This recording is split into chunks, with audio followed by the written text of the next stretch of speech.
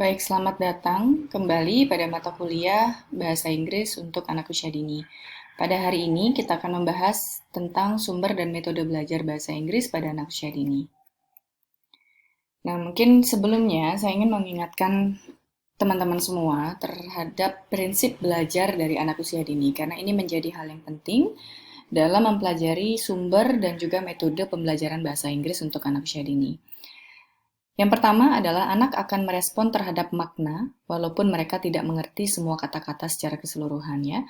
Kita paham bahwa anak itu masih belum baik kemampuan berbahasanya, baik itu berbahasa Indonesia ya, walaupun dia sebagai bahasa ibu, namun secara teknis, secara struktur masih belum begitu memahami bagaimana bahasa itu sendiri bekerja. Namun mereka sudah mampu untuk mengetahui maknanya. Sehingga fokus pembelajaran bahasa pada anak usia dini itu sebenarnya lebih kepada makna. Ya, walaupun dia tidak mengerti semua kata-kata secara keseluruhan. Yang kedua, attention span yang terbatas. Nah, kita juga sudah tahu bahwa anak usia dini itu memiliki rentang fokus atau rentang perhatian yang sangat terbatas. Dia mudah bosan. Belum sampai sejam udah bosan, udah pengen melakukan kegiatan yang lainnya. Jadi dalam pembelajaran berbahasa Inggris, pembelajaran bahasa Inggris atau pembelajaran apapun harus memperhatikan yang namanya rentang fokus dari anak.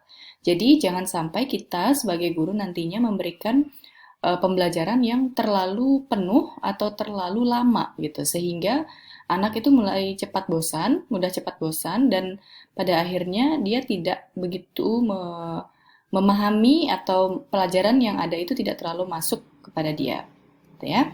Kemudian yang ketiga, mereka belajar tidak hanya dari apa yang didengar dan dilihat, tetapi juga dari apa yang mereka lakukan. Nah, ini penting juga ya. Jadi anak itu penting untuk merasakan langsung, mengetahui langsung apa yang dia pelajari, ya. Karena walaupun sebenarnya anak ini sudah apa namanya sudah lolos dari level simbolik ya, simbolik play, namun sebenarnya masih ada pengaruh itu. Jadi anak itu masih lebih nyaman untuk bekerja atau melakukan sesuatu itu secara simbolik. Jadi artinya hal-hal yang bisa dia lihat langsung, gitu ya, yang mereka bisa lakukan, mereka bisa rasakan langsung. Nah, sehingga ini menjadi hal yang penting ya. Kemudian menggunakan total physical response yaitu metode pengajaran bahasa yang menggunakan gerak olah tubuh untuk merespon input verbal. Nah, jadi kurang lebih mirip dengan yang di atasnya ya. Jadi mereka melakukan apa yang diminta oleh guru dan kemudian di sini anak kalau total physical response ini anak melakukan suatu gerak olah tubuh untuk menggambarkan suatu kata gitu misalnya gitu ya. Jadi ini hal-hal yang penting dalam pembelajaran pada anak usia dini. Nah, ini juga memberikan implikasi pada pembelajaran bahasa Inggris sebagai bahasa kedua ya. Nah, salah satu yang bisa kita gunakan dalam pembelajaran bahasa Inggris itu adalah lagu. Jadi ada 4 hal sumber belajar anak usia dini yang akan dijelaskan. Pertama adalah lagu, yang kedua cerita, kemudian yang ketiga adalah apa kemudian yang ketiga adalah crafting ya. Kemudian yang terakhir itu adalah permainan ya. Jadi ada 4 hal yang sumber belajar dari anak usia dini terkait dengan pembelajaran bahasa Inggris yang sering digunakan ya. Nah, efektivitas lagu. Nah, kalau kita belajar bahasa Inggris, baik itu di TK, SD, SMP maupun SMA ya, kita sering sekali menggunakan lagu. Nah, guru-guru kalian kalau kalian mengingat lagi pada masa kalian sekolah dulu, lagu itu sering sekali digunakan dalam pembelajaran bahasa Inggris. Nah, memang secara teori juga dinilai bahwa lagu itu memiliki efektivitas yang baik dalam membantu anak belajar bahasa. Kenapa seperti itu? Yang pertama adalah lagu sebagai rekreasi yang menyenangkan. Nah, dengan adanya melodi-melodi, nada, tempo yang bervariasi, itu menyebabkan suatu rasa bahagia atau rasa senang ya di antara anak-anak gitu. Sehingga itu menjadi rekreasi mereka dengan mendengarkan nada-nada ini, nada-nada itu, kemudian dengan lantunan musiknya ya. Kemudian itu menjadi rekreasi. Sehingga kalau kita balik lagi ke pembelajaran pada anak usia dini, pembelajaran menyenangkan itu adalah pembelajaran yang paling disukai anak. Maksudnya karena akan lebih mudah bagi anak untuk menyerap materi yang disampaikan. Kemudian yang kedua, lagu mengekspresikan emosi, mimpi, memori sehingga lebih mudah menyentuh afek. Nah, ini tidak hanya pada anak usia dini ya, tapi juga pada orang dewasa, pada remaja.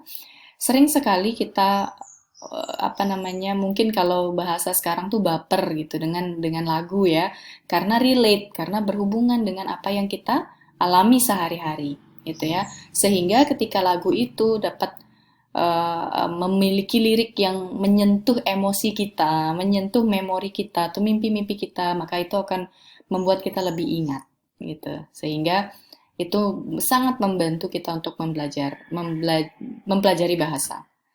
Kemudian yang ketiga, lagu mengasah kemampuan otak. Nah, kita mungkin teman-teman bisa mengingat kembali jenis-jenis intelligence dari Howard Gardner, yaitu multiple intelligence. Itu ada yang disebut dengan verbal linguistic intelligence ya. Jadi kemampuan berbahasa, kemampuan verbal ya. Dan juga ada yang disebut dengan musical intelligence. Ya, jadi lagu itu dapat mengasah beberapa intelligence atau kecerdasan dari seorang manusia. Nah, apalagi jika lagu itu misalnya kita nyanyikan bersama-sama dengan teman-teman dalam suatu konteks atau acara tertentu. Nah, akhirnya lagu itu menjadi media untuk pengembangan sosial juga, hubungan interpersonalnya anak, juga hubungan intrapersonal dengan dirinya sendiri. Siapa tahu dengan lagu itu malah dia menjadi lebih mengerti atau lebih memahami dirinya. Nah, jadi lagu itu betul-betul dapat mengasah banyak keterampilan atau banyak kecerdasan di dalam otak kita, ya. Kemudian lagu meningkatkan motivasi belajar dan language awareness.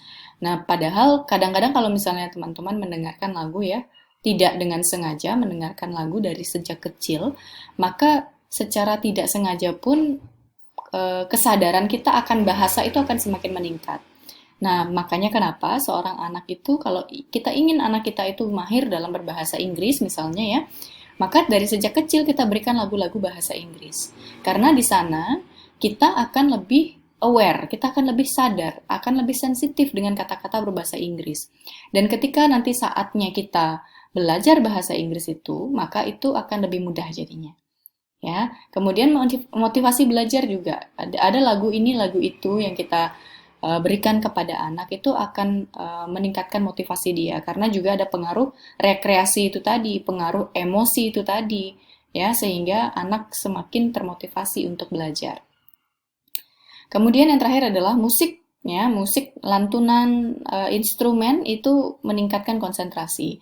Nah, ada beberapa instrumen tertentu, kalau misalnya teman-teman punya Spotify atau Joox gitu ya, mungkin di sana kalian bisa melihat kategori-kategori dari lagu. Ada lagu-lagu yang dapat meningkatkan mood, dapat membuat tidur, dapat meningkatkan konsentrasi, dan lain sebagainya. Itu sudah dikelompokkan di sana. Dan memang betul bahwa lagu itu dapat meningkatkan konsentrasi kita. Namun pertanyaannya sekarang lagu yang seperti apa gitu ya. Nah, tentu saja sekarang kita dapat nih melihat untuk anak kira-kira lagu yang seperti apa ya yang memang berfungsi atau efektif untuk anak, gitu ya. Nah, lagu untuk anak maupun untuk orang dewasa sebenarnya lagu apa saja bisa. Yang penting adalah ada syarat-syarat yang harus dipenuhi, gitu ya. Lagunya macam-macam, ada pop songs, jingles, folk songs, dan lain sebagainya. Berbahasa, tentu saja karena kita konteksnya belajar bahasa Inggris di sini, tentu saja ini adalah lagu-lagu berbahasa Inggris ya. Nah, syarat lagu yang efektif untuk anak belajar bahasa Inggris. Yang pertama, easy listening. Easy listening itu adalah mudah didengar, mudah diingat ya, dapat dilantunkan. Jadi bukan yang dengan misalnya dengan lirik yang terlalu ribet gitu ya, atau terlalu banyak kata-kata yang tidak dipahami, atau nada yang terlalu keras yang tidak membuat anak itu nyaman gitu ya. Nah, itu tidak lagu yang easy listening. Easy listening adalah lagu yang mudah untuk dinikmati dan diingat gitu ya.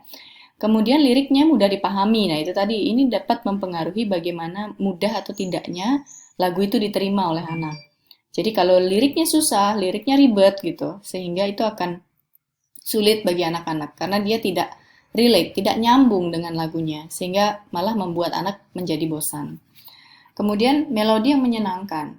Melodi yang menyenangkan tentu saja akan menjadi apa namanya? Menjadi baik untuk anak belajar dari lagu itu ya, karena dengan melodi yang menyenangkan itu akan membuat menyentuh afek juga dan juga dapat menciptakan rekreasi ya pada anak. Kemudian ada gerakan ya, kalau bisa dalam sebuah lagu itu ada gerakan-gerakan yang bisa ditiru oleh anak.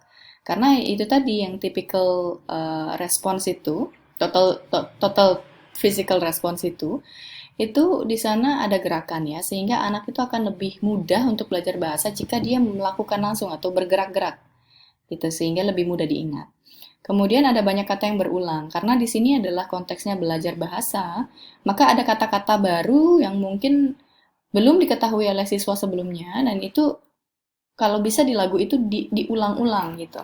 Karena target kita adalah anak belajar kata itu gitu, sehingga kalau hanya disebutkan sekali saja, ya itu akan lewat aja begitu, akan lewat begitu saja gitu ya. Sehingga dalam lagu itu diusahakan kata-kata yang sudah kita targetkan agar anak tahu gitu, kita ulang-ulang di sana gitu ya. Jadi, keterampilan guru dalam memilih lagu atau mungkin membuat lagu itu menjadi hal yang penting untuk pembelajaran bahasa Inggris untuk anak. Nah, kalau misalnya gurunya tidak terlalu bisa membuat lagu ya, sehingga dia harus memilih lagu yang sudah ada. Jadi, kalau syarat yang tadi mungkin misalnya kata-kata yang berulang itu mungkin agak apa ya istilahnya agak sulit kita dapatkan karena lagu itu sudah ada. Tapi bisa saja sebenarnya teman-teman memilih lagu, memilih nada yang ada, liriknya yang diubah-ubah gitu sesuai dengan kebutuhan pembelajaran pada saat itu. Ya, nah ini sekarang pertimbangan dalam memilih lagu ketika memang lagu itu yang ingin kita berikan kepada anak ya. Yang pertama adalah sudah dikenal atau disukai oleh siswa. Nah, ini penting. Sudah dikenal dan disukai siswa. Nah, kalau sekarang kita lihat ya di TikTok itu banyak sekali ada lagu-lagu.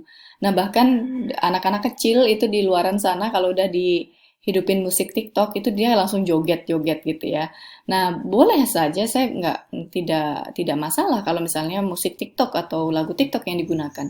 Namun balik lagi ada pertimbangan lain yang harus dipenuhi. Apakah memang musik atau lagu TikTok itu cocok untuk anak gitu ya. Pertimbangan selanjutnya adalah berisi materi yang akan diajarkan, baik keterampilan bahasa maupun unsur bahasanya. Jadi tidak hanya sekedar milih lagu yang enak atau disukai oleh siswa, tapi harus ada pertimbangan materi yang akan diajarkan tuh ada nggak di lagu itu. Ya, baik itu materinya berupa misalnya keterampilan bahasanya, maksudnya kata-kata yang ingin diajarkan, atau unsur-unsur bahasanya gitu, ya. Oke, kemudian yang ketiga, memiliki sifat dan karakter yang mengandung pencapaian tujuan pembelajaran. Ini kurang lebih mirip dengan yang kedua. Jadi karakter yang mengandung pencapaian tujuan pembelajaran. Jadi sekarang banyak sekali ada lagu-lagu yang tidak menunjukkan karakter-karakter yang baik ya. Jadi banyak lagu yang mungkin kalau untuk anak usia dini kan kurang pas kalau kita memberikan lagu yang agak kurang senonoh ya atau agak porno gitu kan tidak mungkin.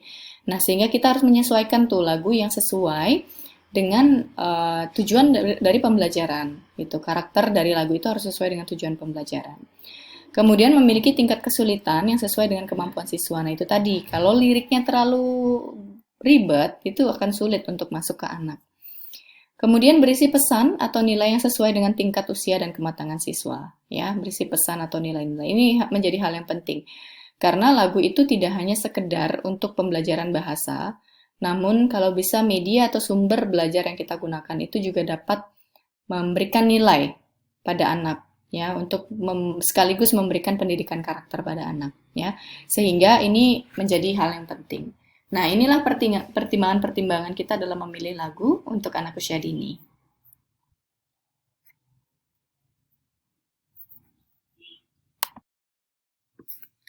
Nah, setelah menentukan lagu yang akan digunakan, guru bisa menentukan keterampilan berbahasa dan unsur bahasa apa yang akan dikembangkan ya. Di sini maksudnya keterampilan apa yang ingin dikembangkan, misalnya seperti keterampilan listening kah, speaking kah, writing kah, atau reading kah gitu ya. Jadi ini setelah menentukan lagunya, bagaimana kemudian lagu itu dapat digunakan untuk meningkatkan keterampilan-keterampilan itu, dan unsur-unsur bahasa apa yang memang ingin dikembangkan. Kemudian langkah ini penting karena berkaitan dengan jenis kegiatan atau pendekatan yang akan digunakan guru dalam proses belajar mengajar ya. Nah, keterampilan yang dapat diasah melalui lagu itu ada banyak ya, keterampilan berbahasa yang dapat diasah itu ada banyak, yaitu listening, kemudian speaking, dan juga bisa writing. Ya, tapi pada anak usia dini, mungkin writing ini porsinya tidak terlalu besar ya, karena anak usia dini juga belum begitu memahami bagaimana menulis atau belum menggunakan bahasa untuk menulis ya. Sehingga yang lebih banyak ditingkatkan dalam lagu, dikembangkan dalam lagu itu adalah listening dan speakingnya. Dengan menyanyikan lagu, anak itu akan belajar menghargai bahasa, kosakata, dan rhyme-nya ya. Jadi dengan lagu itu akan juga menumbuhkan rasa cinta dan menghargai terhadap bahasa itu sendiri. Sehingga kalau misalnya kita lihat anak-anak yang sudah mendengarkan lagu, misalnya lagu berbahasa Inggris dari sejak kecil, maka itu akan membuat ketika dia dewasa, dia akan suka dengan lagu itu, dia akan menghargai lagu itu, gitu ya, menghargai lagu dalam bahasa Inggris, gitu. Sehingga kalau kita ingin seperti itu, kita ingin anak kita mahir dan cinta berbahasa Inggris di kemudian hari nantinya mudah dalam belajar bahasa Inggris, kita perlu memberikan beberapa pemaparan-pemaparan lagu dalam bahasa Inggris, cerita dalam bahasa Inggris ya, sehingga anak lebih sensitif atau yang tadi disebut dengan language awareness ya. Oke. Nah, dua yang akan saya bahas di sini keterampilan bahasanya yaitu listening dan speaking. Nah, ini hanya beberapa cara ya, hanya beberapa cara yang bisa dilakukan oleh guru untuk menggunakan lagu dalam melatih keterampilan listening atau mendengarkan. Nah, yang pertama misalnya listening comprehension, jadi pemahaman dalam mendengarkan ya. Nah, ketika guru memberikan sebuah lagu, mungkin sebelum lagu itu diputar, maka guru itu bisa menanyakan dulu nih, memberikan beberapa pertanyaan kepada anak. Misalnya, apakah lagu ini akan sedih atau gembira? Jadi diminta anak itu untuk menebak, kira-kira lagu ini akan sedih atau gembira ya. Kemudian menurut kalian, siapa kira-kira penyanyinya? Seorang anak perempuan atau laki-laki? Dan apakah kalian akan menyukai lagu ini? Ya, jadi tujuan dari kita memberikan pertanyaan di awal itu adalah untuk mengerucutkan fokusnya, untuk membuat anak tuh fokus pada lagunya. Karena kalau kita tidak berikan pertanyaan-pertanyaan seperti ini, maka anak itu mungkin tidak akan terlalu fokus dengan lagu. Jadi ketika diberikan pertanyaan, dia akan tahu nih ketika dengar, oh saya harus nyari yang mana, saya akan cari siapa penyanyinya, kemudian sedih atau gembira lagunya, sehingga dia akan fokus dengan lagu itu ya. Nah, kemudian setelah menjawab pertanyaan-pertanyaan itu yang diminta anak untuk menebak-nebak ya, lalu kemudian guru memainkan lagu itu dan memberikan pertanyaan lagi setelahnya. Pertanyaannya misalnya, bagaimana perasaan kalian ketika mendengar lagu ini? Nah, tentu pertanyaan yang awal tadi itu juga ditanyakan kembali, apakah sesuai dengan tebakannya mereka, kan gitu ya. Namun ini ada beberapa pertanyaan tambahan, misalnya apa yang kalian rasakan ketika mendengarkan lagu itu. Kemudian apa kata-kata yang kalian ingat, karena ini adalah pembelajaran bahasa ya, jadi kita juga perlu untuk menegaskan kata-kata mana lagi yang memiliki penekanan-penekanan tertentu atau yang memang perlu dia ingat atau dia pahami. Ya, jadi ditanyakan apa kata-kata yang kalian ingat. Kemudian apa kalian menyukainya? Kalian menyukai lagu ini atau tidak? Kenapa menyukainya? Nah, di sini tidak hanya listening loh yang terasah, namun juga speakingnya karena anak diminta untuk menjelaskan lagi kenapa dia merasakan begitu, kenapa dia menyukai lagu itu dan lain sebagainya ya. Kemudian yang kedua misalnya cara yang kedua adalah memparafrase lagu ya. Jadi parafrase itu adalah menceritakan kembali. Jadi ketika lagu itu sudah diputar, anak memahami lagu itu, anak kemudian diminta untuk menceritakan. Jadi lagu itu tentang apa? Siapa saja tokoh yang ada di lagu itu misalnya jika ada tokoh-tokoh. Terus kemudian kira-kira makna lagu itu apa gitu ya. Jadi di sini parafrase itu seperti itu. Jadi diceritakan lagi liriknya seperti apa, kemudian ceritakan kisah di dalam lagu itu seperti apa sebenarnya. Kemudian yang ketiga adalah listening to isolated vocabularies. The teachers give the children lists to list of words ya.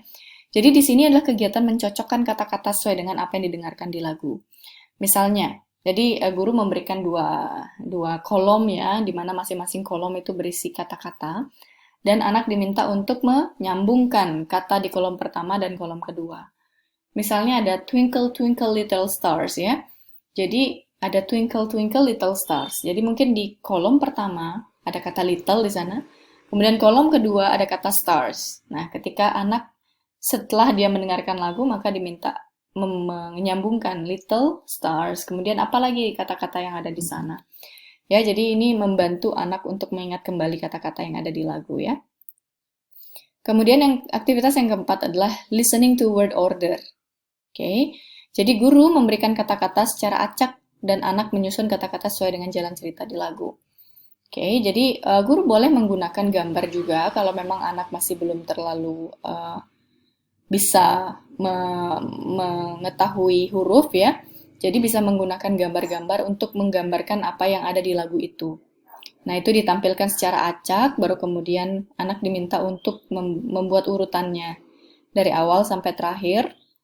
Kira-kira apa jalan cerita di lagu itu sesuai dengan gambar atau kata-kata yang sudah disediakan. Gitu ya. Jadi di sini terlihat sekali bahwa aktivitas-aktivitas ini sangat bergantung pada pemahaman siswa terhadap lagu. Ya, karena pada intinya listening itu tidak hanya sekedar mendengar, namun dia memahami. Ya, karena kalau hanya kita sekedar mendengar, maka belum tentu kita dapat menangkap apakah benar kata itu yang disebutkan, karena kita tidak paham dengan maksudnya. Sehingga di sini aktivitas yang diberikan ini juga menuntut siswa untuk tidak hanya mendengar, namun juga memahami kata tersebut. Ya. Baik, kemudian keterampilan lainnya yaitu speaking. Kegiatan yang pertama yang bisa dilakukan adalah mini musical. Jadi di sini anak menyanyikan lagu dengan diselingi dialog yang sudah dibuat oleh guru ya. Jadi anak berlatih untuk berbicara di depan umum, di depan teman-temannya ya, dengan menyanyikan lagu dan juga dialog yang sudah disediakan. Kemudian yang kedua adalah rhyme after rhyme. Maksudnya adalah guru meminta siswa melengkapi lirik. Jadi mungkin lagu itu sudah diputar dulu sekarang gitu kan, maksudnya diputar beberapa kali, lalu kemudian guru memberikan latihan pada siswa untuk melengkapi lirik itu. Jadi misalnya lagunya ditampilkan dalam satu kalimat itu hanya 3 kata saja, baru kemudian kata keempat itu anak yang diminta melengkapi gitu ya. Jadi ya seperti itu. Nah, ini sering juga digunakan dalam pembelajaran bahasa Inggris pada remaja maupun orang dewasa. Kemudian aktivitas selanjutnya adalah song poetry. Jadi di sini siswa memilih lirik yang disukai dan diminta menjelaskan mengapa dia menyukainya. Guru juga memberikan beberapa gambar dan siswa diminta mencocokkan lirik dengan gambar. Jadi kan di dalam lagu itu ada lirik ya, jadi anak diminta untuk memilih lirik mana yang disukai, kemudian menjelaskan kenapa menyukai lirik itu, gitu ya. Kemudian bisa juga dibantu oleh gambar. Guru memberikan gambar dan siswa diminta mencocokkan gambar dengan liriknya gitu ya. Jadi misalnya lirik yang dipilih oleh si anak kemudian dicocokkan gambar yang mana yang menggambarkan lirik itu, ataupun sebaliknya dari gambar kemudian dicocokkan ke lirik gitu ya, untuk meningkatkan pemahaman terhadap kata itu sendiri. Oke. Nah, ini contohnya ya, misalnya ada judul dari sebuah lagu yaitu Blue Blue Ocean. Kemudian ada liriknya di dalam lagu itu adalah You're sailing out on a blue blue sea. Ya, kemudian gambar yang bisa kita tampilkan untuk menggambarkan lirik ini adalah air ya, water, ocean, sailing dan boats. Ya, jadi di sini anak bisa mencocokkan kira-kira picture-picture ini atau gambar-gambar ini menggambarkan lirik yang mana ya. Nah, seperti itu ya. Misalnya ini ada song title-nya, judulnya adalah Homeless. Kemudian ada liriknya Moonlight Sleeping on a Midnight Lake ya. Kemudian type of pictures-nya, gambar-gambar yang ditampilkan adalah ada moonlight, ada lake, ada sleeping gitu ya. Jadi seperti itu sehingga anak itu lebih mengingat, oh moonlight itu artinya ini, oh lake itu ini toh gitu ya, karena dibantu dengan gambar. Oke.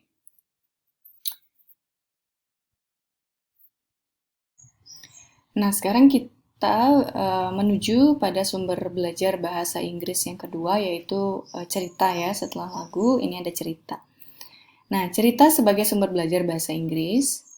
Cerita digunakan sebagai sumber belajar bahasa Inggris karena yang pertama adalah dia mampu memotivasi, kaya akan unsur pengalaman bahasa dan tidak mahal gitu ya.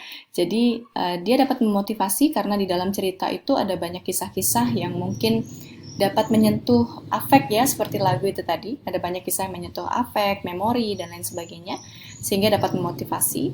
Dan dia kaya unsur pengalaman bahasa. Itu pengalaman bahasa itu maksudnya adalah di dalam cerita itu ada banyak sekali gaya-gaya bahasa atau kata-kata yang ya kompleks lah dibandingkan lagu. Mungkin terbatas karena lagu juga ada lirik, ada nada dan lain sebagainya, sehingga liriknya pun juga menyesuaikan dengan nada. Namun dalam cerita itu tidak terbatas, gitu ya. Jadi pengalaman bahasanya sangat banyak dan tentu saja tidak mahal. Kemudian cerita merupakan input yang otentik. Nah, ini berkaitan dengan pengalaman bahasa tadi. Input yang otentik itu maksudnya adalah memberikan kenyataan bahasa dengan segala kompleksitasnya, sehingga anak menjadi tahu bagaimana bahasa bekerja. Ya, seperti yang saya sampaikan tadi, bahwa dalam cerita itu ada banyak sekali kata-kata yang bisa kita masukkan ke sana. Ada banyak sekali ekspresi-ekspresi yang kita masukkan ke sana, sehingga kaya sekali. Ya, jadi anak itu atau siswa itu mengerti akhirnya bagaimana kompleksitas dari bahasa dan tahu bagaimana bahasa bekerja karena ada konteksnya di sana. Karena dalam cerita itu ada konteks, ada settingnya, ada tempat, setting orang ya, setting situasi gitu sehingga anak menjadi lebih lebih bisa menghubungkan antara kata atau bahasa itu sendiri dengan kejadian sehari-hari. Oke. Kemudian cerita merupakan fenomena yang universal, penting bagi perkembangan kecerdasan sosial dan kultural anak ya. Jadi di dalam cerita itu sendiri kalau kita lihat ada banyak cerita-cerita tradisional atau legenda ya, di mana di sana ada nilai-nilai yang masuk ke sana sehingga dengan anak atau siswa memahami cerita maka sekaligus juga akan mengembangkan kecerdasan sosial dan kultural mereka. Kultural itu terkait dengan nilai-nilai yang ada, nilai-nilai budaya yang ada di cerita tersebut. Kemudian kalau kecerdasan sosial itu berkaitan dengan apa mungkin kisah-kisah atau interaksi-interaksi yang ada di sana atau di cerita tersebut. Jadi karena di dalam cerita itu mungkin akan ada beberapa aktor di dalamnya ya, sehingga dengan adanya pola-pola komunikasi dan interaksi di dalam cerita itu dapat mengasah keterampilan sosial mereka. Kemudian cerita juga merupakan sesuatu yang bisa diingat, menyenangkan dan menarik ya, karena yang saya sampaikan tadi bahwa di dalam cerita itu juga dapat menyentuh afek seseorang karena di sana ada memori-memori, ada hal-hal yang dapat menyentuh emosi ya, sehingga menjadi menyenangkan dan menarik buat siswa. Kemudian ada perbedaan antara telling a story dan reading a story karena sering sekali ini terjadi juga di banyak TK ya, di mana guru itu hanya sekedar membacakan cerita, tapi dia tidak terlalu memahami cerita itu. Nah, hanya sekedar membacakan cerita itu disebut dengan reading a story. Jadi seorang guru hanya membacakan cerita, terkadang guru tidak sadar kalau dia membaca terlalu cepat dan tenggelam dalam bacaan sehingga tidak memperhatikan siswa. Jadi kadang memang antara sekedar membaca saja sehingga tidak ada emosi yang terlibat di sana, atau malah guru itu terlalu tenggelam dengan ceritanya, malah tidak terlalu memperhatikan siswa. Karena dia tenggelam dengan ceritanya, dia cepat membacanya untuk dirinya, jadi bukan untuk siswa gitu ya. Karena itu gitu. Kemudian ada yang disebut dengan telling a story. Telling a story itu adalah siswa merasakan guru memberikan sesuatu yang sangat personal. Gurulah yang bercerita, bukan bukunya ya. Namun agar bisa melakukan dengan baik, guru harus melakukan persiapan yang baik juga agar tidak melakukan kesalahan. Nah, yang baik adalah guru telling a story, bukan reading a story. Jadi guru harus memahami dulu cerita yang akan disampaikan kepada siswanya. Kemudian dia malah mungkin bisa menceritakan kembali dengan bahasanya sendiri, dengan gayanya sendiri sehingga lebih personal, lebih kena di emosi atau afeknya siswa, gitu ya. Jadi ada perbedaan antara ini. Nah, diharapkan nanti kalian menjadi seorang guru jangan reading a story, tapi telling a story. Ya, cerita apapun bisa dimasukkan, cerita apapun bisa disampaikan kepada anak-anak yang memang berkaitan dengan tujuan pembelajaran. Oke. Kemudian selanjutnya adalah permainan ya. Setelah tadi lagu, kemudian cerita, lalu ada permainan. Permainan sebagai sumber belajar bahasa Inggris itu terdapat ada dua jenis permainan, yaitu competitive game dan cooperative game. Dalam permainan kompetitif atau kompetisi, siswa berlomba untuk menjadi yang pertama, mencapai hasil atau tujuan. Sedangkan dalam permainan kerjasama atau cooperative game, siswa bekerja sama untuk meraih tujuan bersama. Jadi ada dua jenis permainan. Teman-teman nanti sebagai guru bisa membuat permainan yang sifatnya kompetitif, silakan, atau sifatnya kerjasama atau kooperatif, silakan. Kemudian fokus dari permainan bukan pada ketepatan bahasa, tetapi pada komunikasinya ya, karena kita juga sebenarnya tidak terlalu muluk-muluk tuntutan kita kepada anak di usia dini untuk bahasa Inggris ya. Jadi yang penting bahasa Inggris itu dapat dia gunakan dalam komunikasi sehari-hari.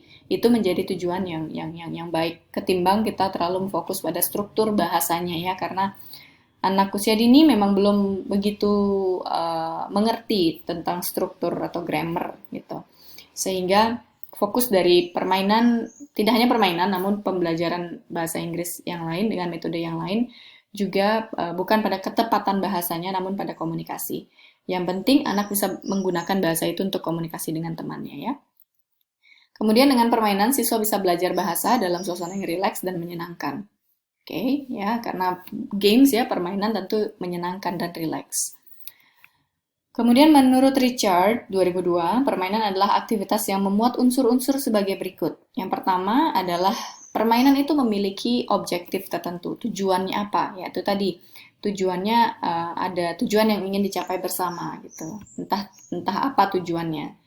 Ya, jadi sebuah permainan tuh harus memiliki tujuan. Kemudian yang kedua, ada aturan-aturan. Set of rules, itu ada aturan-aturan di dalam permainan. Jangan sampai dalam permainan tidak ada aturan ya, sehingga jadi amburadul. Tidak makna atau insight dari permainan itu sendiri menjadi tidak clear atau tidak jelas. Kemudian yang ketiga, competition between players. Jadi ada kompetisi antara pemain ya, gitu ya. Kemudian yang keempat, communication between players by spoken or written language. Jadi ada komunikasi antara satu pemain dengan pemain lainnya. Baik itu komunikasi secara spoken ya, yang diucapkan maupun yang ditulis ya. Oke, kemudian yang terakhir, sumber belajar yang terakhir adalah crafting, yang sering digunakan dalam pembelajaran bahasa Inggris. Nah, crafting ini adalah aktivitas membuat benda-benda kreatif dengan menggunakan tangan, seperti membuat kartu ucapan misalnya, masker ya. Kalau sekarang kan karena kita kondisi pandemi, ada banyak sekali cara-cara untuk membuat masker sendiri ya di rumah ya. Jadi mungkin ini menjadi suatu aktivitas baru bagi anak-anak untuk membuat masker gitu ya dengan kain bekas misalnya seperti itu.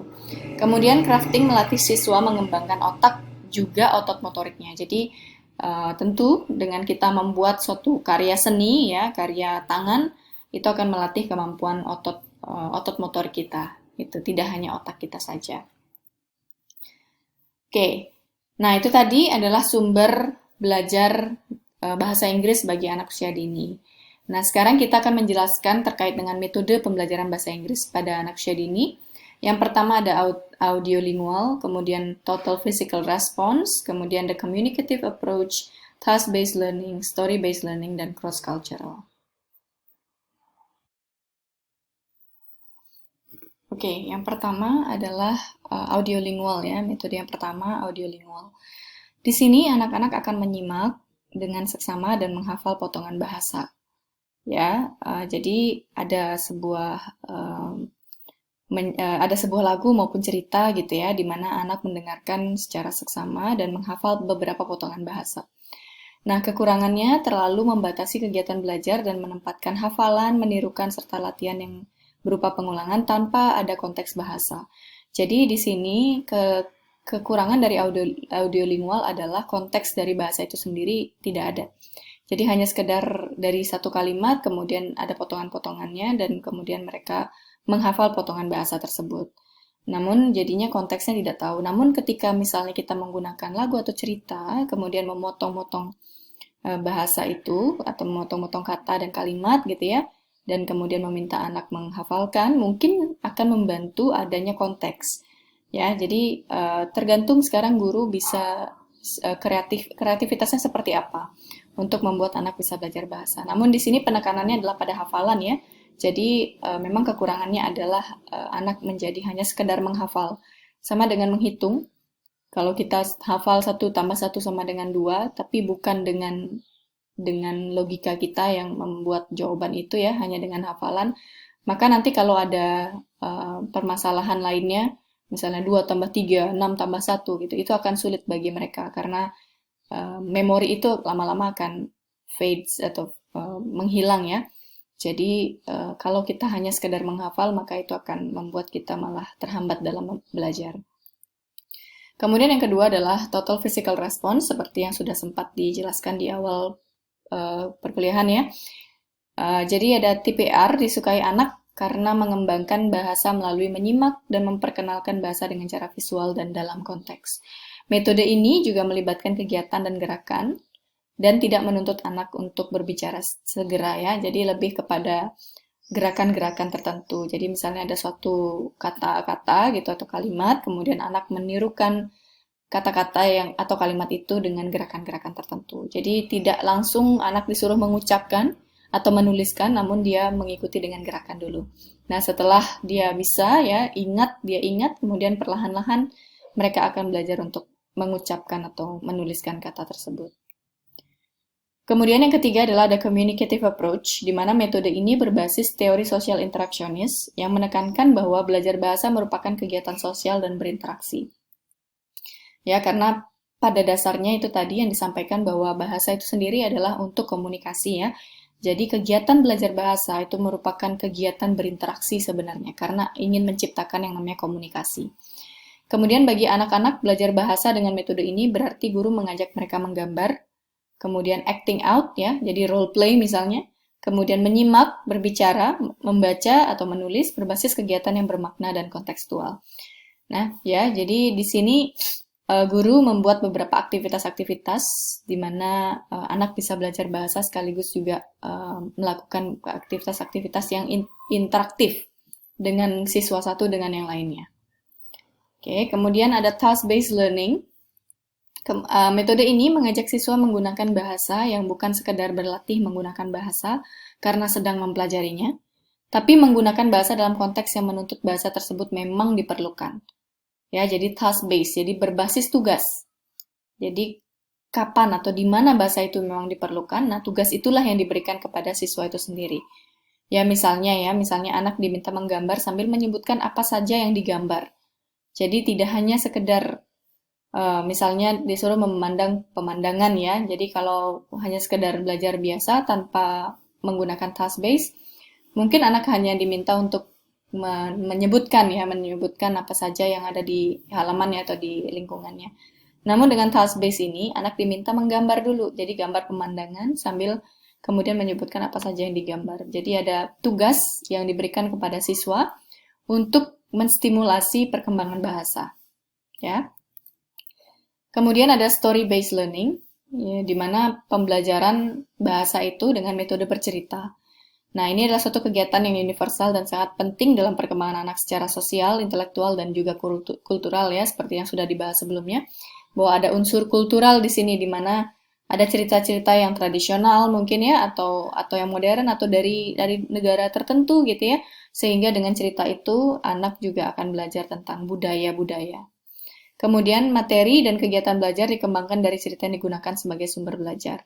Oke, jadi kita juga harus memilih ceritanya yang mana agar sesuai dengan tujuan pembelajaran kita. Kemudian yang keenam adalah cross-cultural. Dalam metode ini, pelajaran bahasa Inggris dihubungkan dengan pelajaran lain yang ada di kurikulum. Misalnya seni, olahraga, matematika, atau sains ya. Jadi ini sering juga digunakan di negara-negara barat ya, di mana pembelajaran bahasa Inggris itu sebenarnya diblendkan atau digabungkan dengan seni, olahraga, matematika, dan yang lain. Itu sehingga anak itu tidak secara sengaja belajar bahasa Inggris gitu. Jadi bahasa Inggris itu diblendkan, dimasukkan ke dalam pembelajaran lain sehingga anak secara tidak sadar pun juga sekaligus belajar bahasa dari pembelajaran itu. Nah, agar terjadi pemerolehan bahasa, anak-anak perlu diberikan comprehensible input, yaitu masukan bahasa yang bermakna dan dipahami. Nah, ini penting, maksudnya adalah anak-anak kalau masih berusia di usia dini ya, mereka kan tidak terlalu paham dengan kata-kata yang terlalu asing atau terlalu susah maknanya ya, sehingga agar pembelajaran ini menjadi lebih bermakna, input yang kita berikan, kata-kata yang kita berikan, perkenalkan kepada siswa, itu memang kata-kata yang comprehensible atau dapat dipahami oleh siswa. Itu misalnya, ada kata-kata yang sulit dipahami, contohnya adalah, misalnya nih ya, apa namanya, komitmen, nah, atau paradoks. Nah, ini sudah kata yang pemahamannya itu tingkat tinggi ya. Jadi seorang anak itu akan sulit memahami apa sih yang namanya komitmen gitu. Atau apa sih yang namanya paradoks. Atau mungkin tanggung jawab. Belum tentu mereka mengerti dengan yang namanya tanggung jawab. Namun nilai-nilai tanggung jawab tentu sudah bisa kita berikan ya kepada anak walaupun dia di usia dini. Namun arti dari kata tanggung jawab, makna dari kata tanggung jawab mungkin dia tidak betul-betul memahami. Gitu, sehingga ada kata-kata yang perlu kita perkenalkan, ada kata-kata yang mungkin tidak perlu kita perkenalkan secara sengaja ya pada saat dia masih di usia dini. Gitu, karena kita harus mengedepankan yang namanya comprehensible input, kata-kata yang bisa dipahami dan bermakna untuk anak. Kemudian masukan bahasa yang membelajarkan haruslah kaya, berlimpah, bermakna, dan menarik ya, karena sesuai dengan prinsip pembelajaran anak usia dini tadi, pembelajaran itu harus bermakna dan menarik.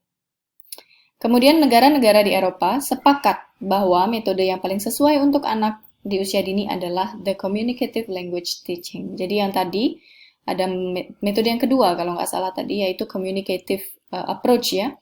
Jadi membelajarkan bahasa Inggris itu dengan suatu aktivitas yang komunikatif dan interaktif.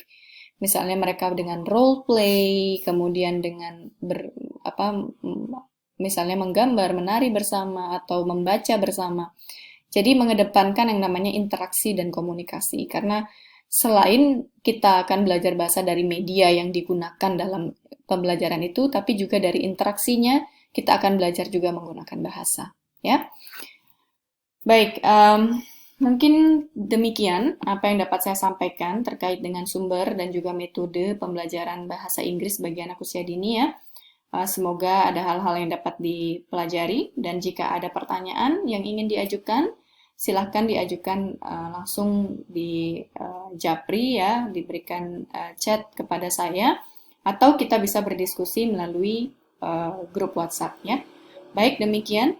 Terima kasih atas perhatiannya dan sampai jumpa.